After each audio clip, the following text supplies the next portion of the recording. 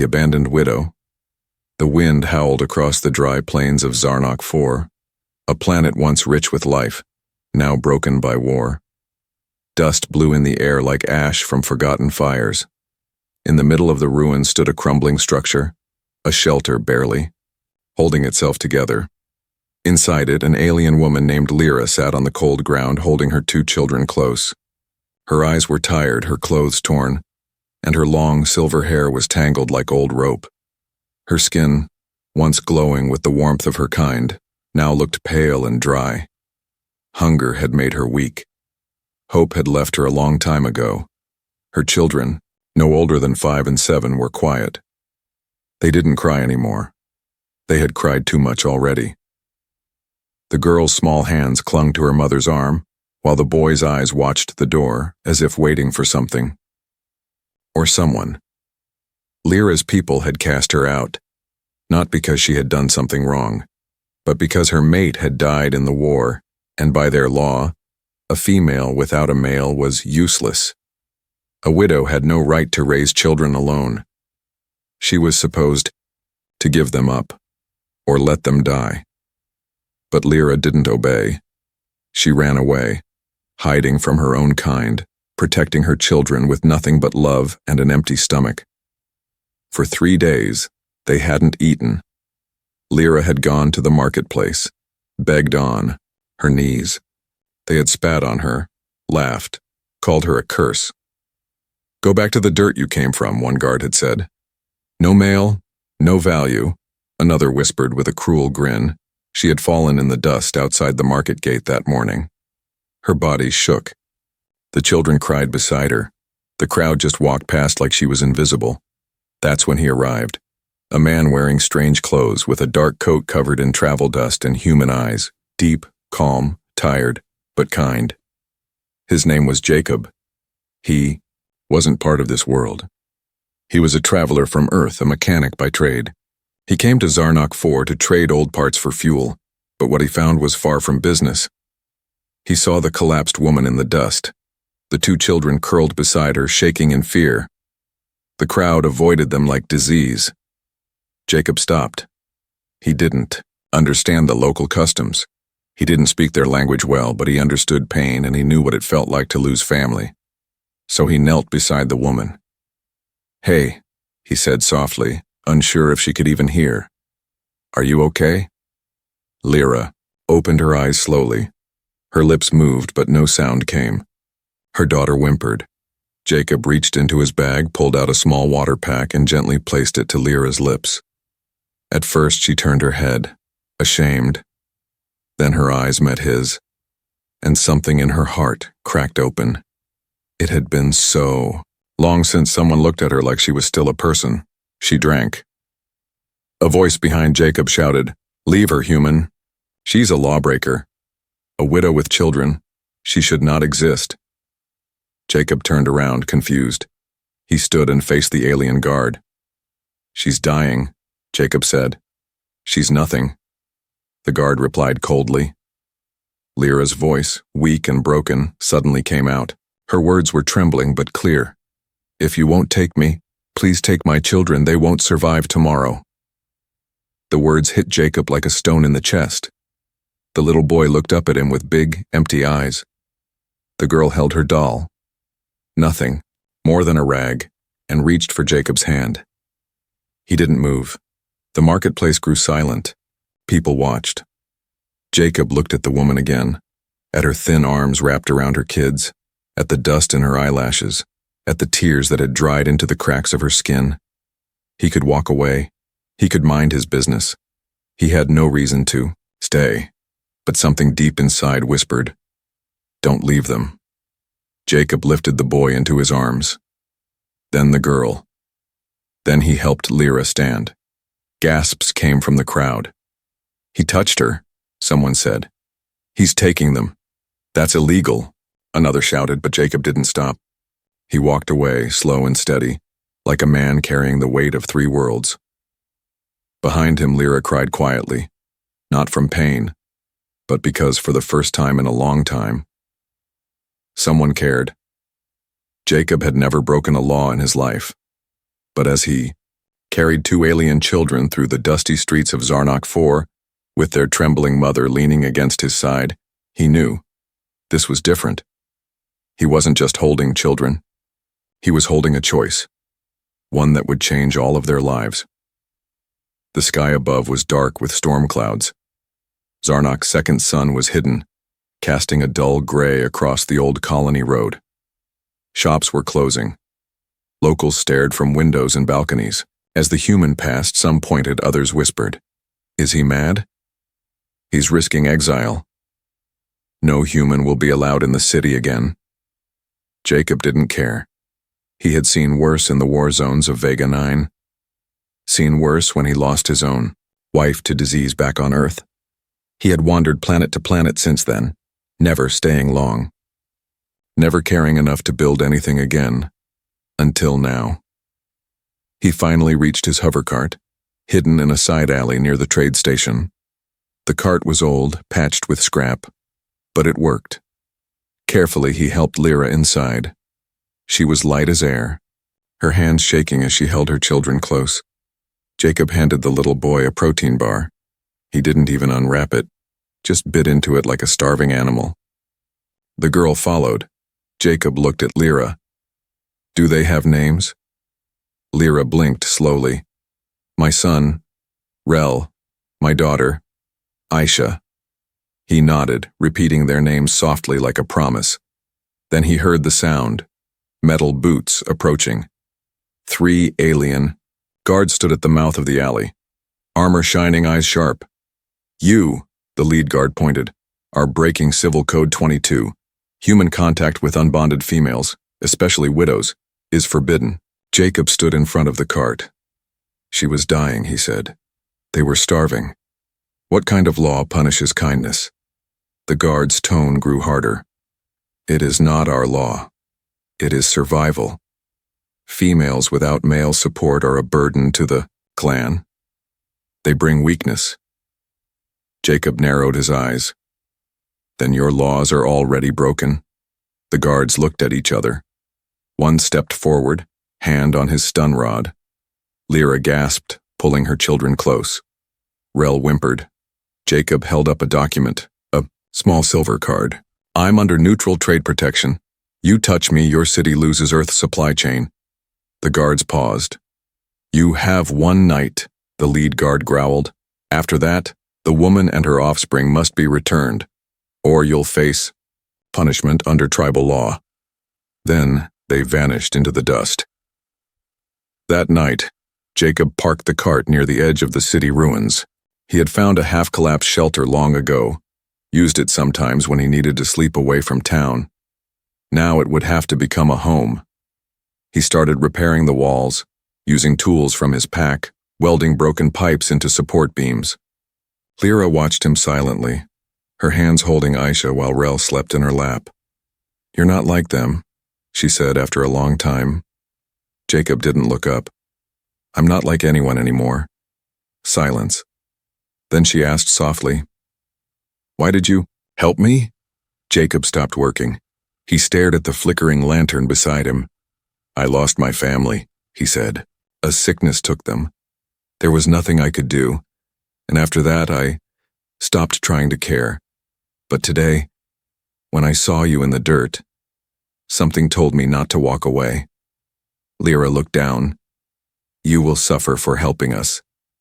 I already have, he replied.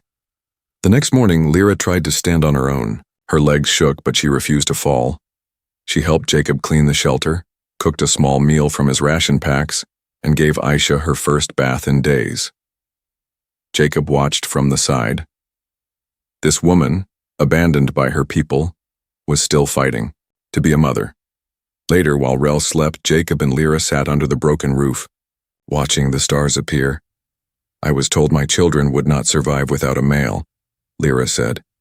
They said I should leave them in the sand and walk away. Jacob turned his head slowly. And did you think about it? She looked at him, with fire in her eyes. Never. He smiled. You're not weak, Lyra. You're stronger than any warrior I've met. She blinked in surprise. No one had ever spoken to her like that before. Not even her late mate.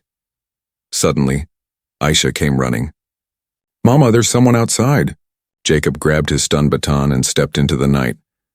There, standing by the shelter's edge, was an old alien woman with a twisted cane. She spoke slowly. "Human, if you truly care for that widow, then bond her under law. Only then can you protect her." Jacob stared at her. "Bond her?" he repeated. "Yes," the elder said. "Take her as your life partner. Then no one, no guard, no noble, can touch her or her children again. But once bonded, you can never unbind." She turned and disappeared into the shadows. Jacob looked back at the shelter, at the children sleeping peacefully, at the woman who had already risked everything for love. Inside, Lyra sat by the lantern, rocking Aisha in her arms. Jacob's heart beat slowly. The law was clear. To save them, he must bind himself to a life he never expected. A family he didn't ask for, but maybe. It was the life he needed all along. The sun on Zarnok 4 was cruel. Each morning, it rose like a glowing red eye over the dead hills. The land cracked beneath its heat, and even the wind felt dry like old bones.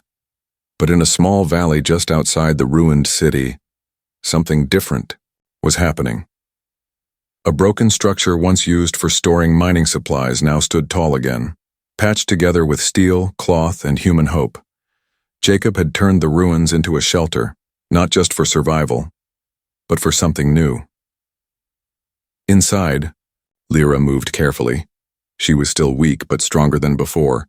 She swept the floor made from scrap panels, arranged water bottles in rows, and folded the clean cloths Jacob had given her. Her daughter Aisha giggled as she played with her doll, freshly washed and stitched up by Jacob himself. Little Rel helped. His human protector set up a solar lamp near the entrance. Jacob had taught them how to use simple tools, fix wiring, and check the filters. These small things gave the children purpose, and gave Lyra something even more powerful than food: dignity. But peace on Zarnok 4 never lasted long.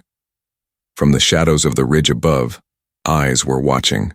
Rival scavengers, envious locals, broken soldiers who hated change. Rumors had begun to spread. A human is living with the widow. He's teaching her children. They're building something forbidden. Each day brought whispers, and sometimes Jacob found footprints in the sand outside the shelter, not theirs.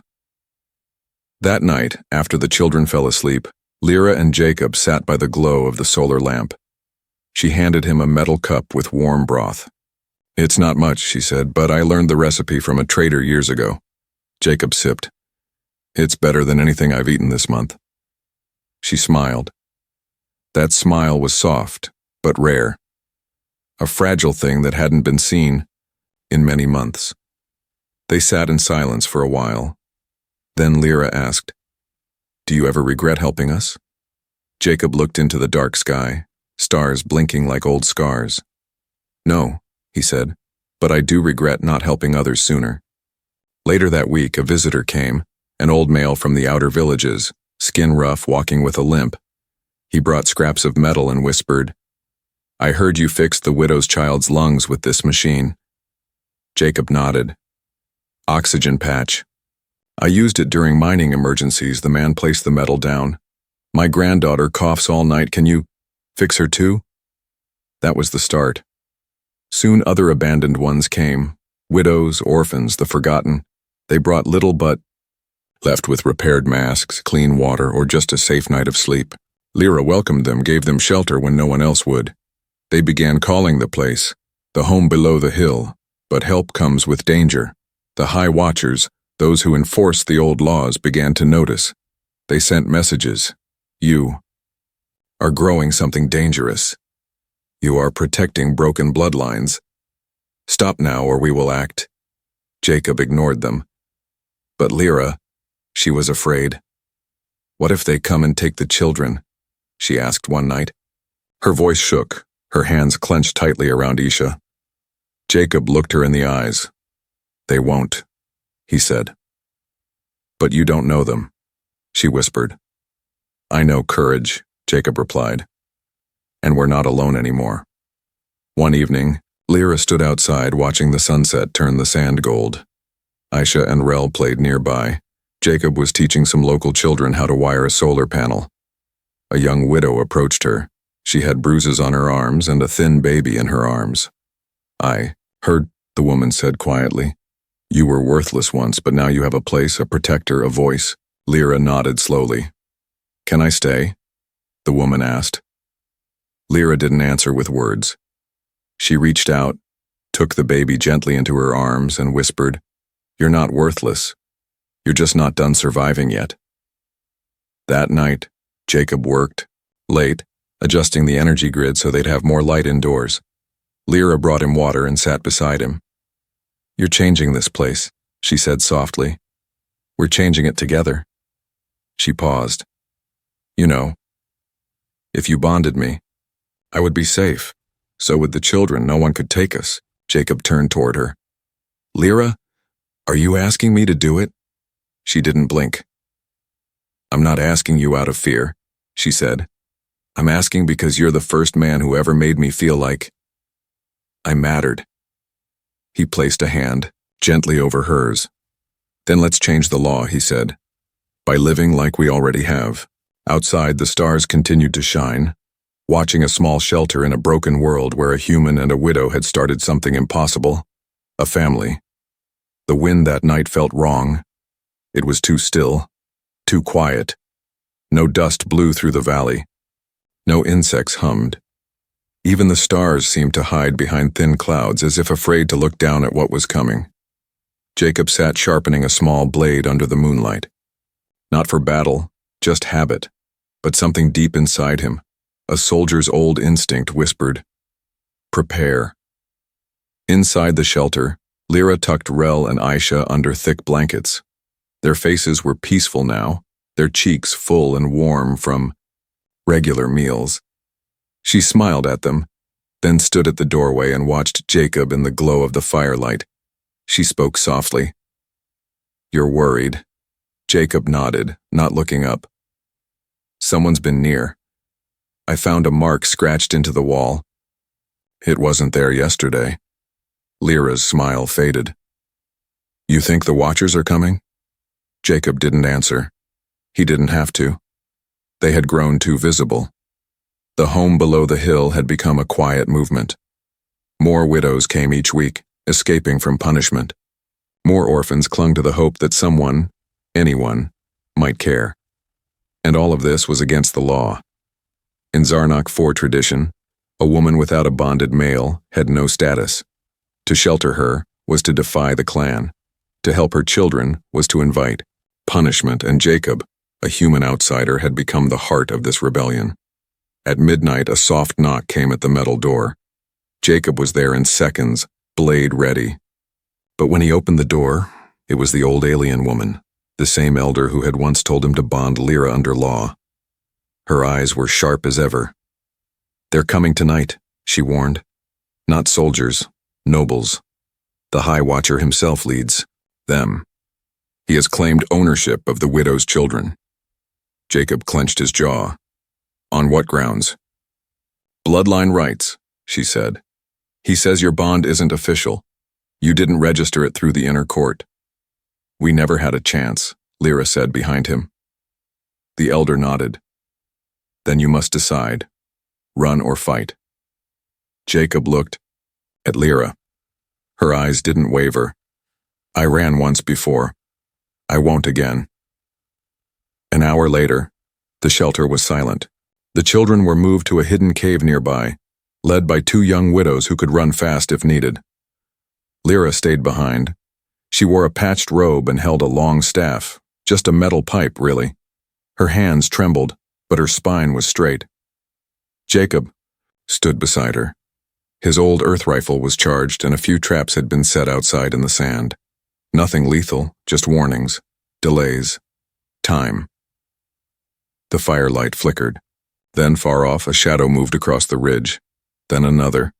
Then 6 more. They came quietly, in dark robes. Their faces were painted with noble lines, their eyes glowing under tech helmets. The High Watcher led them, his cloak dragging in the dust. He pointed at Lyra without even greeting them. "You belong to the clan," he said coldly. "You disobeyed tradition. The male line of your mate claims your children. Give them now, and you may be spared." Lyra stepped forward. "My mate is dead. His line abandoned me. I raised these children with my own hands, and I will never give them to men who left us to die," the Watcher sneered. "You were not allowed to raise them." Jacob raised his voice. "And by what right do you claim them now?" "By force, if needed," the Watcher replied. Jacob's finger hovered over the rifle trigger. He didn't want blood, but he wouldn't let anyone touch Lyra or the children. Behind him, Lyra whispered, "Let me speak." She stepped out, standing between the guards and Jacob. "I once believed I was worthless," she said, her voice steady. "You all made me believe it, but I was wrong. I didn't need a male to have value. I just needed a chance to survive. A chance someone gave me, not because of blood, but because of kindness." The Watcher raised his hand to signal the guards. Then, a blast of sand exploded nearby. A trap had triggered. The guards panicked. Jacob fired once in the air.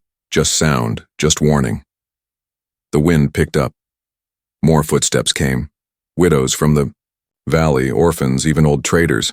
They surrounded the shelter in silence, holding sticks, tools, lights. Not warriors, but people who would not back down. The Watcher growled. "You protect trash," he hissed. "You think this will last?" Jacob stepped forward. "No, I don't think it will last." He looked around at the people behind him, then at Lyra. "I know it will grow." The Watchers retreated, for now, but they left a message in the sand, carved by blade. "This is not over." Later that night, Jacob sat with Lyra by the fire, his hand gently over hers. "You were brave," he said. "So were you," she replied. They didn't speak after that. They didn't need to. Outside, the wind returned, soft this time, carrying something new across the barren land, not fear, but resistance. The sun rose quietly the next morning, but inside the little shelter below the hill, something had changed. The walls were the same. The cracks in the ceiling still leaked dust.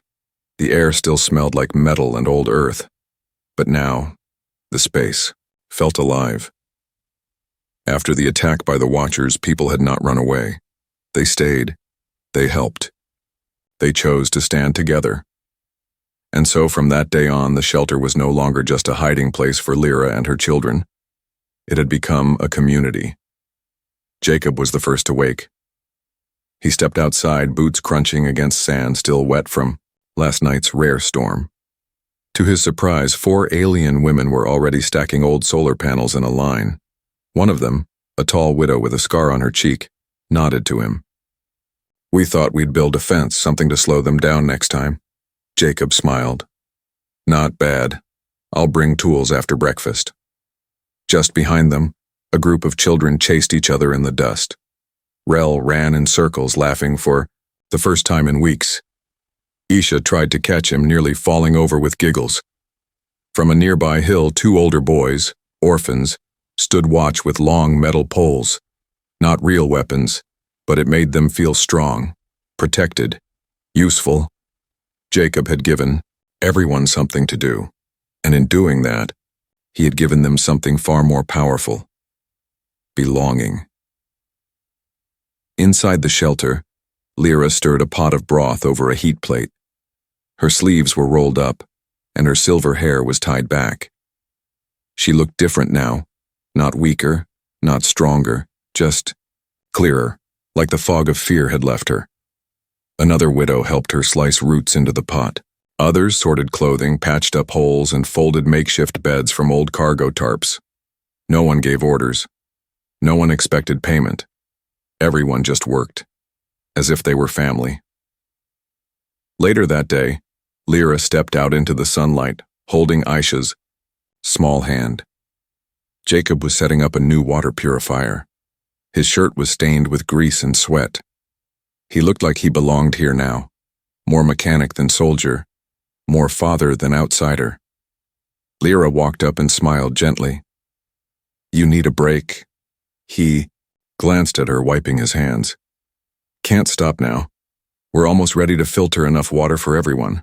She tilted her head. Even heroes need to eat. Jacob chuckled. I'm not a hero.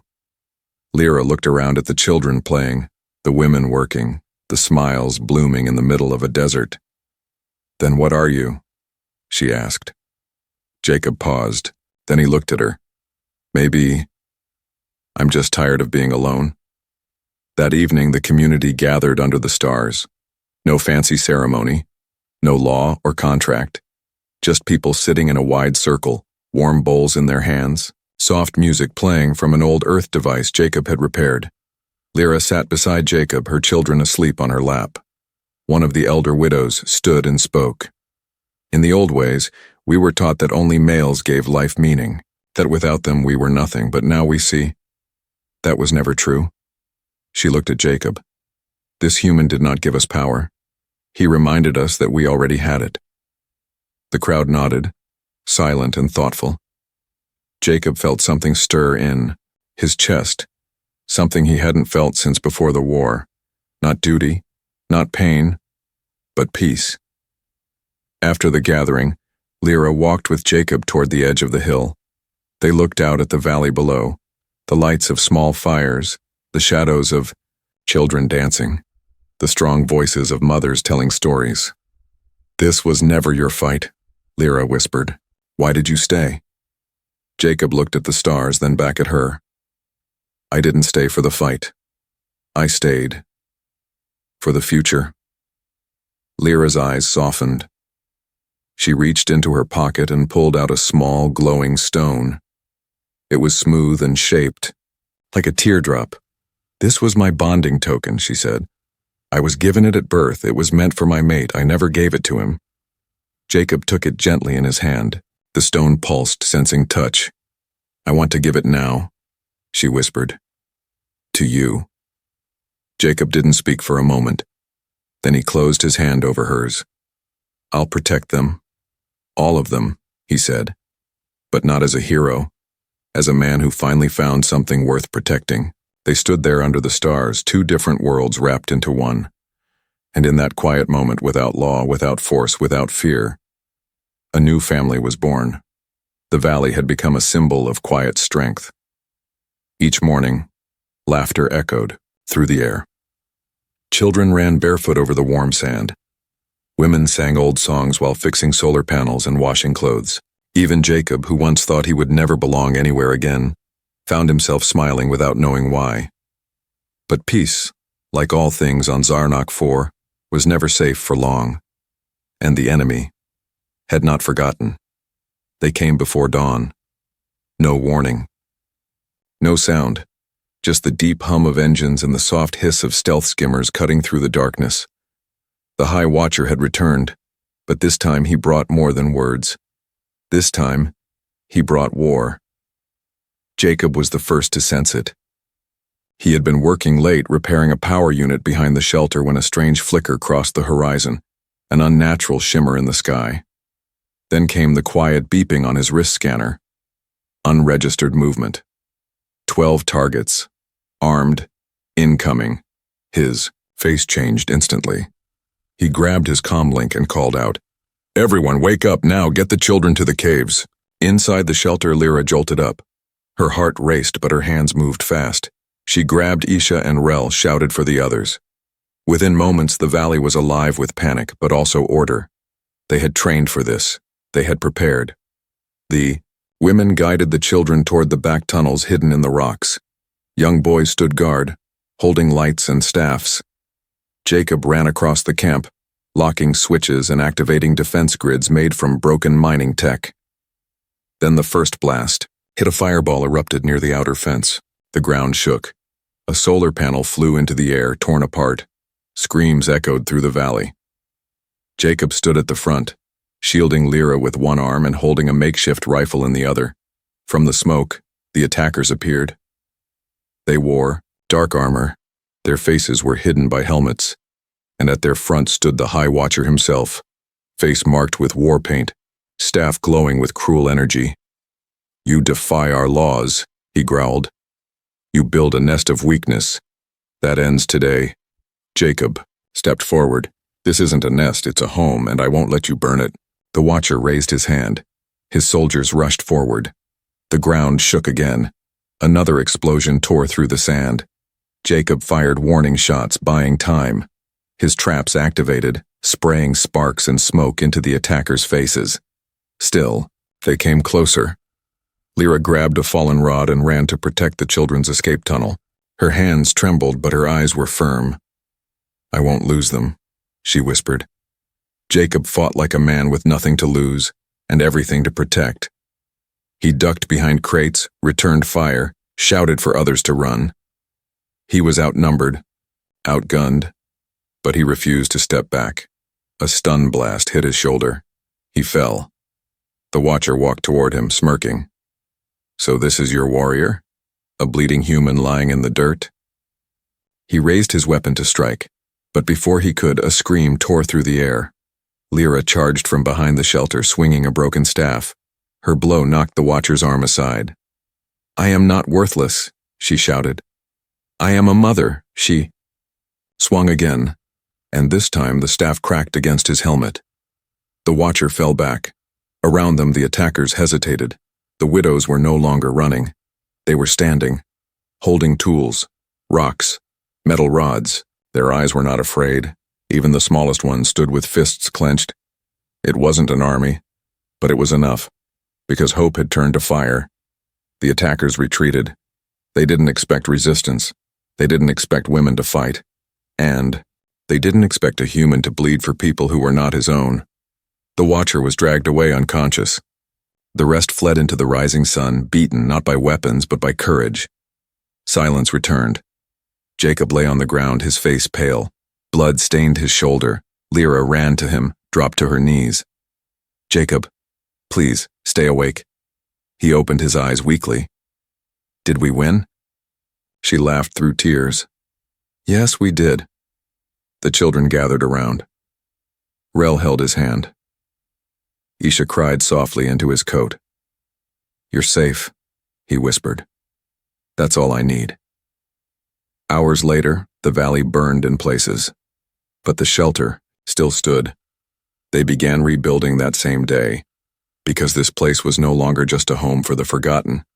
It was a fortress of hope. The fires had burned out.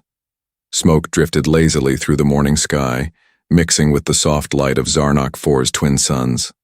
The scent of ash and metal still hung in the air, but under it, something new had begun to bloom. Peace. For the first time in many generations, peace had been earned, not given, and the one who made it possible now lay resting, wrapped in blankets inside the shelter he helped build with his own hands. Jacob's shoulder had been badly burned. The stun blast left, his body weak but his spirit. It never broke. Lyra sat beside him, her hand resting gently over his. She hadn't left his side since the attack. Her children slept beside them, curled up like kittens, knowing they were finally safe. He opened his eyes slowly. Lyra smiled. "You're awake." Jacob blinked, his voice rough. "Did we lose?" She chuckled softly. "No. You should see the Watcher's face, if it still has one under all that swelling." He tried to sit up, but she pushed him back down. "Easy," she said. "You've already done enough." Outside, the valley had changed. The widows were no longer afraid to be seen. They walked with shoulders tall and eyes clear. Children laughed, openly in the sun. Men from nearby settlements, even some who once mocked them, came offering tools, supplies, and apologies. The home below the hill had become a movement, not just shelter, not just survival, a future. The Council of Zarnok, broken by the shame of their own silence, was forced to pass new laws. Widows with children would be protected. Any bonded family, human or alien, would be respected. Violence against the outcast would be met with exile. The law didn't bring change, but the human did, and the galaxy noticed. Weeks passed. Jacob healed slowly. His arm never fully regained its strength. But no one cared. He was no longer just a mechanic, not just a soldier. He had become something deeper. To the children, he was Papa Jacob. To the widows, he was a builder of second chances. To Lyra, he was everything she never thought she could have. One evening, as stars lit the sky like candles in the dark, Lyra stood beside Jacob outside the shelter. Her hair flowed clean and shining. She wore a robe gifted by a neighboring clan, a sign of respect. Jacob held a small device in his hand. A bonding scanner. He smiled and held it out. "Ready to make it official?" he asked. Lyra smiled back, but her voice was serious. "I never cared about the papers. I was yours the day you didn't walk away from me in the dirt." Still, they placed their hands on the device together. A soft tone rang out. Bond confirmed. The screen glowed with two names side by side. Jacob of Earth, Lyra of the Forgotten. But no one would call her that anymore. She was no longer forgotten. She was found. The bonding feast, hundreds gathered. The old elder woman stood before them, raising a cup. "This man," she said, "did not conquer planets. He did not bring armies. He did not demand loyalty." She paused. "He simply cared when no one else would. And because of that, our children will never know shame. Our daughters will never hide. Our sons will know that strength is not in fists, but in open hands." The crowd erupted with cheers. Jacob stood beside Lyra, holding her hand. Rel and Aisha clung to his legs, laughing as they danced in the dust. Later that night, Lyra whispered to Jacob beneath the stars, "You didn't just save us. You gave us something we never dared to dream of." Jacob looked at her. "A second chance?" She shook her head gently. "A whole life." He pulled her close, pressing his forehead against hers. "And you gave me mine." Far beyond Zarnok 4, stories began to spread of the human who defied tradition, of the widow who refused to surrender her children, of a home built not by law, but by love. In quiet corners of the galaxy, others began to hope. Other widows, other orphans, even hardened soldiers who had long forgotten what kindness looked like. And every time someone asked how it started, the answer was always the same. It began with a man who refused to let a mother die in the dirt. That's how the legend of Jacob and Lyra was born, not as warriors, not as rulers, but as two hearts who refused to give up on each other. And in doing so, they taught an entire world what it meant to be whole again. The end.